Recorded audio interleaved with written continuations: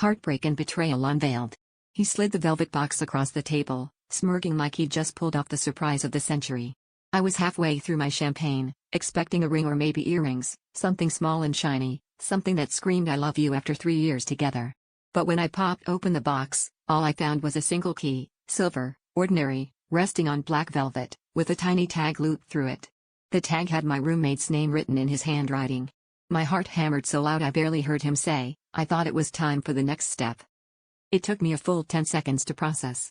My roommate? His new apartment? I stared at him, waiting for a punchline, but he just watched me, eyes flicking with anticipation. Suddenly, it all clicked, the late-night study sessions, the way she'd started wearing perfume I recognized from his car, the private jokes that dried up when I walked into the room. The room spun and my hands shook, but I forced myself to ask, are you moving in with her? His face fell, then hardened. He didn't deny it. He started talking about how they just clicked and how he never meant to hurt me. He said it like it was some kind of compliment, like I should be grateful for his honesty now, after months of lying. I glanced around the restaurant, suddenly hyper-aware of the couples around us, all of them laughing, clinking glasses, not realizing that someone's entire reality was collapsing right next to them.